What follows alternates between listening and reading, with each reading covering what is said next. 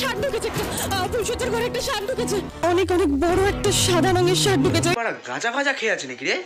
ওপরে ফুলসজ্জার ঘরে একটা ষাঁড় ঢুকেছে, আমাকে গুটিয়ে দেবে, একটু চলুন না, দেখবেন, চলুন না। আরে দিদি, ওটা ষাঁড় না, তোমার বর ছিল।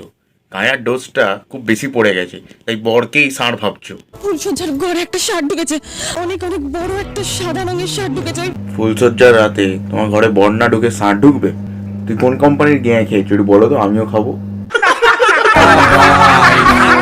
নৌকা পাহাড় তলিজা। পঞ্চমী আর চিত্রা দুজন মিলেই মারপিট করে মরছে, আর ওপারে কিঞ্জল দুজনের থেকেই মস্তি লুটছে। এপারে পঞ্চমী তার কচি বরের জন্য ঠাকুরের কাছে প্রার্থনা করছে, আর ওপারে ভিলেন তার কচি বরকে খাওয়ার চেষ্টা করছে। জঙ্গলেই হবে আমাদের ফুলসজ্জা। জঙ্গলে ফুলসজ্জা হবে আজকে, চিত্রা দিদি জঙ্গলে মঙ্গল করবে। আজ এই জঙ্গলেই হবে আমাদের ফুলসজ্জা। এতদিন ধরে জানতাম যে ফুলসজ্জা খাটে খেলা হয়, আর এখানে তো ডাইরেক্ট মাঠে খেলা হবে। আজ এই জঙ্গলেই হবে আমাদের ফুলসজ্জা। ঠিক আছে নাও, তাড়াতাড়ি শুরু করে দেখি ফুলসজ্জাটা।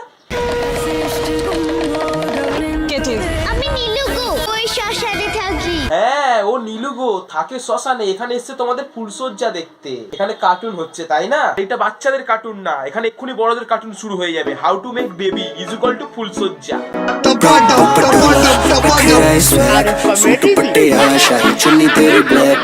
থাকি আর ডুগডুগি বাজাই। ভাগ, ঘরে গিয়ে ডুগডুগি বাজা। এখানে এক্ষুনি নায়ক নায়িকা ডুগডুগি নিয়ে খেলা করবে। আর এইসব বাচ্চাদের দেখতে নেই, চল ভাগ এখান থেকে। ষাঁড় ঢুকেছে, ফুলসজ্জার ঘরে একটা ষাঁড় ঢুকেছে, একটা সাদা রঙের ষাঁড় ঢুকেছে, সাদা রঙের ষাঁড় ঢুকেছে, ওই ফুল পাতাগুলো খেতে এসছে। তুই একজন দুষ্টু গরু, যারা হাম্বা হাম্বা রাম্বা রাম্বা কাম্বা কাম্বা